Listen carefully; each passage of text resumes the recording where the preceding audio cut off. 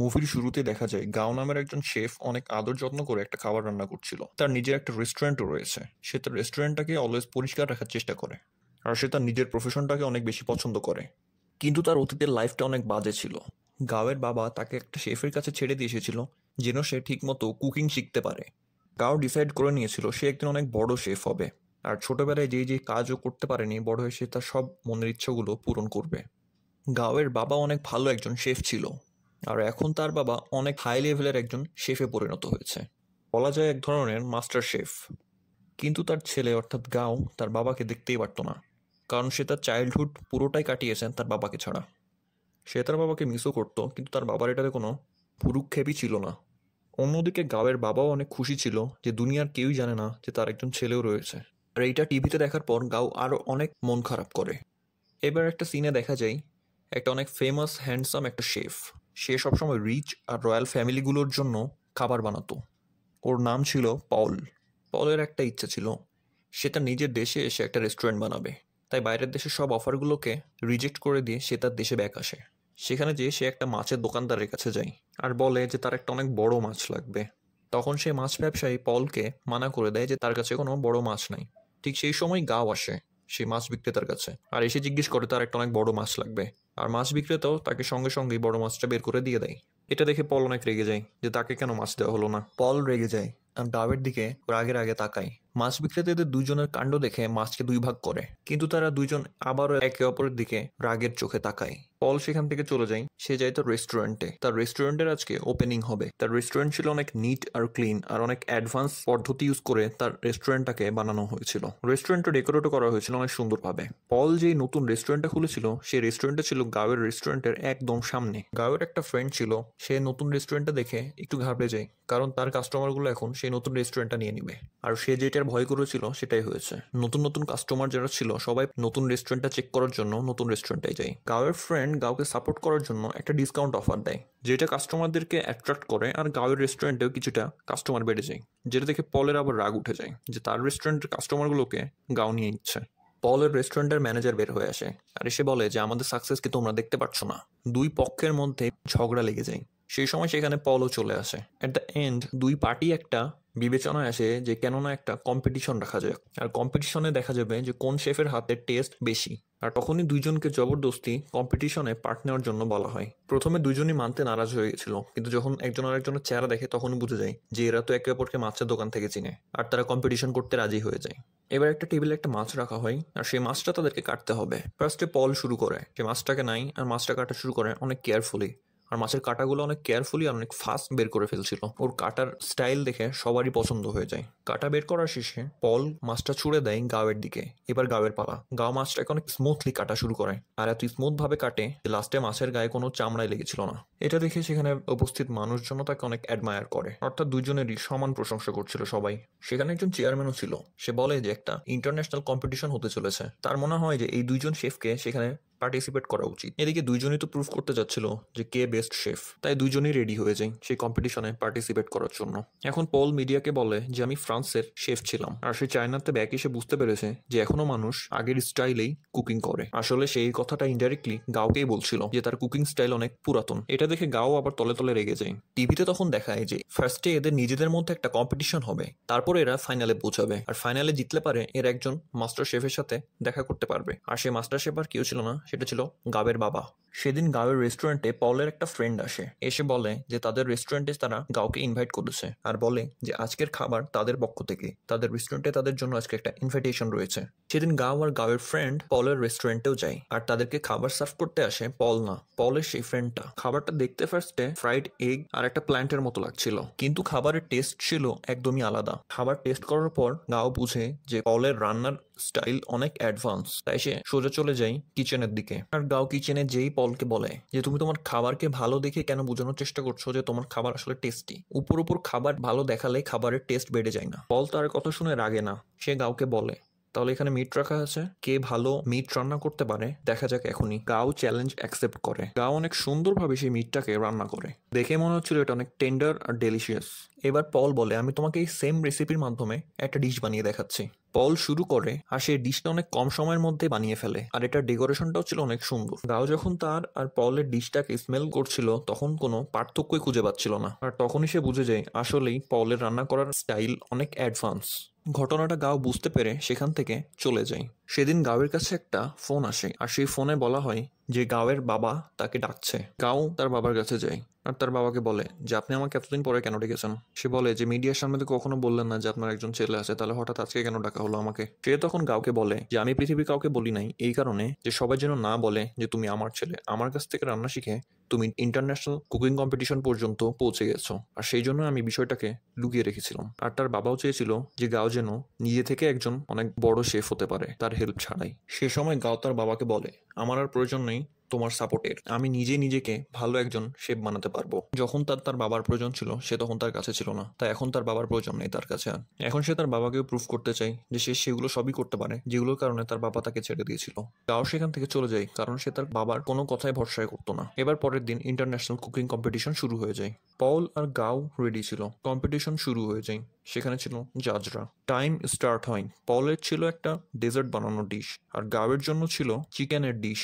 তারা অনেক পরিশ্রমের মাধ্যমে তাদের ডিশটাকে কমপ্লিট করে। পল অনেক ফাস্ট তার ডিশটাকে কমপ্লিট করতে পারে। তার ঠিক কিছুক্ষণ পরই গাওয়ের সুন্দর ডিশ রেডি হয়ে যায়, আর সেও সময়ের মধ্যে নিজের টাস্ক পূরণ করতে পেরেছিল। গাওয়ের ডিশ দেখেও জাজ আর অডিয়েন্স সবাই ইমপ্রেস হয়ে যায়। এরপরে তাদের ডিশটাকে টেস্ট করা হয়, আর দুজনই সমান পয়েন্ট পায় কারণ জাজদের তাদের দুজনের খাবারের মধ্যে তেমন কোনো ডিফারেন্স নজরে আসছিল না। এখন কে ভালো এই কনফিউশনটা দূর করার জন্য স্টেজের উপরে একটা জাজ আসে, আর এসে বলে যে দুইজনের ডিশই অনেক ভালো, কিন্তু টাইম ম্যানেজমেন্ট পলের অনেক ভালো ছিল। সে অনেক ফাস্ট আর ডিশটাকে রান্না করতে পেরেছিল, আর তাই এই কম্পিটিশনটা জিতে যায় পল। কম্পিটিশন হারার কারণে গাও অনেক হতাশ হয়ে স্টেজ থেকে নেমে পড়ে।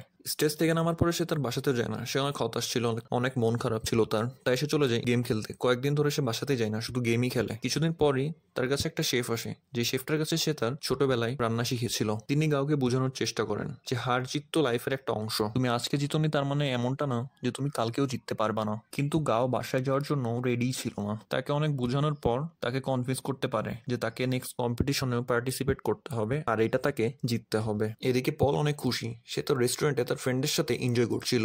কথায় কথায় তার একটা ফ্রেন্ড বলে যে তুমি তোমার আরেকটা ফ্রেন্ডকে কুকিং কম্পিটিশনে পার্টিসিপেট করার চান্স কেন দাও না, ও এতদিন ধরে তোমার সাথে আছে, তোমাকে সাপোর্ট করে যাচ্ছে। তার ফ্রেন্ড বলে তোমার ফ্রেন্ডকেও তোমার উচিত কম্পিটিশনে পার্টিসিপেট করতে দেওয়ার, কারণ সেও অনেক ভালো খাবার বানায়। তোমার উচিত ওর উপরে ট্রাস্ট করা আর তাকে অ্যালাউ করা যেন সে তোমাকে ইন্টারন্যাশনালি রিপ্রেজেন্ট করতে পারে আর তোমার রেস্টুরেন্টের নামও উঁচা করতে পারে। তখন পল বলে যে হ্যাঁ, তার ফ্রেন্ড অনেক ক্লোজ তার সাথে, কিন্তু সে খাবার পর্যন্ত বানাতে পারে না, কিভাবে বা তাকে পার্টিসিপেট করতে দিবে কম্পিটিশন গুলোতে। তখন তার একটা ফ্রেন্ড এই কথার উপরেও আরো অনেক কথা বলতে থাকে। তাদের কথা শুনে মনে হয় তারা সেই পলের ফ্রেন্ডের সাইডই নিচ্ছে। সেই সময় তার ফ্রেন্ড চলে আসে দুইটা বাটিতে কিছু খাবার নিয়ে। মেয়েটা খাবারটা নিয়ে এসে পলকে জিজ্ঞেস করে তুমি কি বলতে পারবা কোন খাবার লবণ বেশি আছে? তখন পল চমকে যায়। আসলে পলের টেস্ট করার কোনো অ্যাবিলিটি নাই, তার টেস্ট পার্ট আসলে নষ্ট, আর এটা তার একটা ফিজিক্যাল প্রবলেম ছিল। বিষয়টা বুঝতে পারার পর পলের অনেক মন খারাপ হয় যে তার ফ্রেন্ডরা মিলে তাকে ধোকা দিয়েছে। আসলে এখানে ঘটনাটা হয়েছে কি, আসলে পলের সেই গার্লফ্রেন্ডটা তার সাথে চিট করেছে। সে তাকে বলে যে তুমি কি ভেবেছিলা আমি তোমার সাথে সত্যি সত্যি রিলেশনে আছি? আমি তো শুধু তোমার সাথে রিলেশন করেছি এই কারণে যে আমি যেন তোমাকে ইউজ করে ইন্টারন্যাশনাল কম্পিটিশন পর্যন্ত যেতে পারি। এমনি এমনি যাওয়া ওই মেয়েটার জন্য পসিবল ছিল না, তাই সে হেল্প নিয়েছে পলের। আর পলের টেস্ট পার্ট যে কাজ করে না এটাও সে এতদিন সিক্রেট রেখেছে, আর সেটার পরিবর্তে পল তাকে কি দিয়েছে? কিছুই না। আর পলের রান্নার টেকনিক তো অলরেডি সেই মেয়েটা জানেই, তাই সে এখন কম্পিটিশনে পার্টিসিপেট করবে। আর পল কথাটা শুনে ভেঙে পড়ে। সেখানে আরো একটা বড় ঘটনা রিভিল হয়। আসলে পলের গার্লফ্রেন্ড পলের যে আরো একটা ফ্রেন্ড ছিল তার সাথেই রিলেশনে আছে, অর্থাৎ তারা দুইজনেই চিট করেছে পলের সাথে। আর তাদের আলাদা প্ল্যানও আছে, তারা প্ল্যান করে রেখেছে যে পলের রেস্টুরেন্টকে তারা বিক্রি করে দিবে। কিন্তু পলও এগুলো থামাতে পারছিল না, পল অনেক ভেঙে পড়ে আর সেখান থেকে চলে যায়। রাত হয়ে যায়, সে বাইরে বসে ড্রিঙ্ক করতে থাকে। আর ঠিক সেই সময় সেখানে আসে গাও। গাও তাকে এসে বলে যে তুমি এত উদাস হয়ে বসে আছো কেন? তুমি তো কম্পিটিশন জিতে গেছো, তোমার তো এখন উচিত খুশি হওয়া, সেলিব্রেট করা। তখন পোল বলে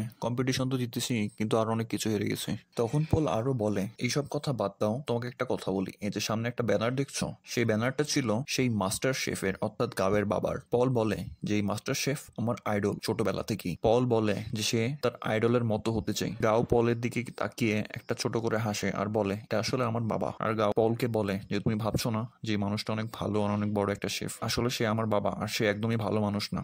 ছোটবেলায় আমি রান্না পারতাম না বলে আমাকে বাসা থেকে বের করে দিয়েছিল। গাও তার পাস্টের সব কথা বলতে থাকে পলকে। ফার্স্টে তো পল ভেবেছিল সে মজা নিচ্ছে, কিন্তু তখন গাও বলে, আমি মজা করছি না, আমি আসলেই সত্যি কথাই বলছি। ছোটবেলাতে আসলে আমার বাবা আমাকে ছেড়ে চলে গেছিল। গাও বলে যে তার বাবা তাকে ছেড়েছিল শুধু এই কারণে যে সে তার বাবার প্রফেশনটাকে নিজের করে নিতে পারছিল না, অর্থাৎ সে ঠিক ভালো মতো করে রান্না করতে পারতো না। তখন পল বলে যে তাইলে উদাস হয়েও না, এখন আমরা কি করতে পারি? তখন গাও পলকে বলে, কি আর করতে পারি, বোতল ছুটতে পারি। তখন তারা দুজনেই খালি বোতলগুলোকে ব্যানারটার দিকে ছুড়ে মারে। এই সময় এদের মধ্যে ফ্রেন্ডশিপ হয়ে যায়, আর এই সিনটা অনেক ভালোই ছিল। এবার পল যখন তার রেস্টুরেন্টে ব্যাগ যায় তখন দেখে যে তার ফ্রেন্ড তার রেস্টুরেন্টটাকে বিক্রি করছিল। তখন পল তার ফ্রেন্ডদেরকে বলে যে তোমরা আমাকে ছাড়া এভাবে আমার রেস্টুরেন্ট কিভাবে বিক্রি করে দিতে পারো? তখন তার ফ্রেন্ড তাকে বলে যে ইন্টারন্যাশনাল লেভেলে রাউন্ড 2-তে কাকে নিয়ে যাবে, কারণ সেকেন্ড রাউন্ডে কুকিং করার জন্য একজন পার্টনারও লাগে, আর তাই তাদের কথা মতো চলতে বলে পলকে। তখন পল বলে যে আমি আমার ফ্রেন্ডকে তো ভুলেও নিয়ে যাবো না, আর আমি কাকে নিয়ে যাবো, আমার পার্টনার আমি খুঁজে পেয়ে গেছি, আর আমি এমন পার্টনার খুঁজে পেয়েছি যে আসলেই ডিজার্ভিং। পল তখন গাওয়ের নাম নাই, আর এটা শুনে ওর ফ্রেন্ড অনেক জেলাস হয়ে যায়। তখন পলের আর একটা ফ্রেন্ড তাকে থ্রেট দেয়, দিয়ে বলে যে তোমার ক্যারিয়ার মাটিতে মিশিয়ে দিতে পারি আমরা। তখন পল তার ফ্রেন্ডের মাথায় মাথা দিয়ে মারে আর তাদেরকে সেখান থেকে চলে যেতে বলে। ওরা চলে যাওয়ার পর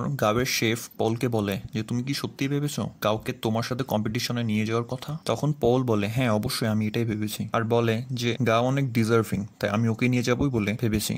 তখন সবাই অনেক খুশি হয়। এদিকে পল আর গাও কম্পিটিশনের জন্য নিজেদেরকে প্রস্তুত করতে শুরু করে। তখন তারা এটা ডিসাইড করে যে পল গাওকে তার অ্যাডভান্স স্টাইলগুলো শিখাবে, যেভাবে সে অনেক ফাস্ট কুকিং করতে পারে, আর এদিকে গাও পলকে শিখাবে তার ওল্ড স্টাইলগুলো। গাও পলকে বলে যে তোমার টেস্ট প্যাড যেহেতু কাজ করছে না, আমি তোমার টেস্ট প্যাডের টেস্ট ব্যাক নিয়ে আসতে চেষ্টা করবো, হতাশ হয়ে পড়ো না এখনই। তখন গাও পলকে বলে যে এইভাবে কাজ করো। পলও গাওকে অনেক টেকনিক শিখায়। এভাবে তাদের মধ্যে ফ্রেন্ডশিপ বেড়ে যায়। এরা প্রতিদিন খাবার বানানোর প্র্যাকটিস করে, ডান্স করে, সিঙ্গিং করে, আর এভাবে তাদের ফ্রেন্ডশিপ অনেক গভীর হয়ে যায়। এইবার সেই দিনটা চলে আসে যেদিন ইন্টারন্যাশনাল কম্পিটিশনের রাউন্ড 2 হবে। তারা দুজন তাদের ডিশ বানানো শুরু করে, আর খুব কম সময়ে তারা তাদের ডিশ বানিয়ে ফেলে। আর জাজেসরাও তাদের ডিশটাকে অনেক বেশি পছন্দ করে, আর তারা বলে যে তারা আজ পর্যন্ত এমন কোনো ডিশ ট্রাই করেনি। আর এই রাউন্ড এরা দুজন পার করে ফেলে। আর এর কিছুদিন পরেই ছিল থার্ড রাউন্ড, আর এই কম্পিটিশনটা ছিল গাওয়ের ফাদার অর্থাৎ সেই মাস্টার শেফের সাথে। পল গাওকে বলে তুমি এই কম্পিটিশনটা হয়তো জিততে পারবা, তাই তুমি চলে যাও, যেহেতু একজনই যেতে পারবে। তখন গাও পলকে বলে তুমি অনেক ভালো একজন শেফ, আর তোমার কুকিং স্টাইল অনেক অ্যাডভান্স, তাই আমার মনে হয় তোমারই আগে যাওয়া উচিত। তখন পল বলে না, এরকম কোনো বিষয় না, আসলে আমি আমার নিজের বাবার ড্রিম পূরণ করেছি। আমার বাবার ড্রিম ছিল একটা রেস্টুরেন্ট খোলা আমার নিজের দেশে এসে। আমি ফ্রান্স থেকে নিজের দেশে ব্যাক এসে একটা রেস্টুরেন্টও খুলেছি এখানে, তাই আমার ড্রিম পূরণ হয়ে গেছে। কিন্তু তোমার বাবার সাথে ড্রিম বাকি আছে। তোমার বাবাও চাই তোমাকে একজন ভালো শেফ হিসেবে দেখতে, তাই আমার মনে হয় তোমারই নেক্সট রাউন্ডে যাওয়া উচিত। তাই তুমি তোমার বাবার সামনে যাও আর তাকে প্রুভ করে দাও যে তুমি অনেক ভালো একজন শেফ। শেষে গাও মেনে নেয় যে হ্যাঁ সেই যাবে নেক্সট রাউন্ডে। সে পলকে থ্যাংক ইউ দেয়। এরপরে চলে আসে থার্ড রাউন্ডের দিন। গাও আর মাস্টার শেফ ছিল একে অপরের এগেইনস্টে। মাস্টার শেফ খাবার বানানো শুরু করে, অপরদিকে গাওয়ের কিছু মনে পড়তে থাকে তার বাবাকে দেখে। তার ছোটবেলার স্মৃতি মনে পড়ে গেছিল। সে মনে করতে থাকে তার বাবা তাকে ছেড়ে চলে গেছিল ছোটবেলাতেই, আর ছোটবেলায় তাকে বাকি ছেলেরা টিজ করতো। সে তার ভাবনার মধ্যে হারিয়ে যায়। সেই সময় তার বাবা এসে তার মুখে একটা গ্লাসে করে পানি মারে আর বলে যে নিজের কুকিং শুরু করে দিতে। তখন গাও কিছু একটা বানানো শুরু করে দেয়। অপরদিকে গাওয়ের বাবা অর্থাৎ সেই মাস্টার শেফ অনেক সুন্দর সুইট একটা ডিশ বানায়, যেটার ডেকোরেশনটা অনেক সুন্দর ছিল আর টেস্টও ছিল অসাধারণ। ডিশটা দেখে মনে হচ্ছিল যে আগুনের মধ্যে একটা লিলি ফ্লাওয়ার আছে। জাজেসরা মাস্টার শেফের ডিশ অনেক পছন্দ করে। এরপরে যখন গাওয়ের পালা হয় যে সে কি বানিয়েছে, সে সবার সামনে নিয়ে আসে একটা জাস্ট নুডলস। সবাই দেখেই চমকে যায় যে ফাইনাল রাউন্ডে সামান্য একটা নুডলস বানিয়ে নিয়ে এসেছে, যেটাতে কোনো ডেকোরেশন নাই, কিছুই নাই। গাও নুডলসটা বানিয়ে নিয়ে এসে তার বাবার সামনে দেয়। মাস্টার শেফ সেই নুডলসটা ট্রাই করে, আর তার সেই নুডলসটা অনেক ভালো লাগে। আর এটা ছিল সেই নুডলসটাই যেটার কারণে গাওকে তার বাবা ছোটবেলায় ছেড়ে দিয়েছিল। আর আজকে গাও এত সুন্দর একটা নুডলস বানিয়েছে যে তার বাবা নুডলসটা খাওয়াই ছাড়ে না। তার বাবা নুডলসটাকে ওয়াইল্ডলি খেতে শুরু করে। সে তার ছেলেকে থামিয়ে বলে যে সাব্বাস, তুমি অনেক ভালো একটা নুডলস বানিয়েছো। তার বাবাও সেখানে অনেক ইমোশনাল হয়ে পড়ে। সে সময় অডিয়েন্সরাও বুঝে যায় যে তাদের দুজনের সারনেমও একই, তাছাড়া দুজনের বিহেভিয়ারও একই রকম। তখন তারাও বুঝে যায় এরা হয়তো বাবা ছেলেই হবে। আর এদিকে গাওয়ের স্বপ্নও পূরণ হয়ে গেছিল। সে তার বাবার সামনে প্রুভ করে দিয়েছে সে অনেক ভালো একটা শেফ। তাদের দুইজনের ড্রিমই পূরণ হয়ে যায়। এবার অন্যদিকে দেখা যায় পল আর গাও একসাথে কাজ করা শুরু করেছে। তারা তাদের নিজেদের একটা যৌথ রেস্টুরেন্ট খুলেছে, আর তাদের কাস্টমার আগের থেকে অনেক বেশি বেড়ে গেছে। মানুষ তাদের খাবার অনেক বেশি পছন্দ করা শুরু করেছে, আর তাদের রেস্টুরেন্ট এখন জমজমাট ভাবে চলছে। এভাবে হ্যাপি এন্ডিং এর মাধ্যমে শেষ হয়ে যায় মুভিটা। আপনাদের যদি ভিডিওটি ভালো লেগে থাকে তাহলে একটা লাইক দিয়ে যাবেন, আর নিচে কমেন্টে আমাদেরকে জানাবেন যে ভিডিওটি কেমন হয়েছে। সাবস্ক্রাইব করে আমাদের পাশেই থাকুন। বিদায়।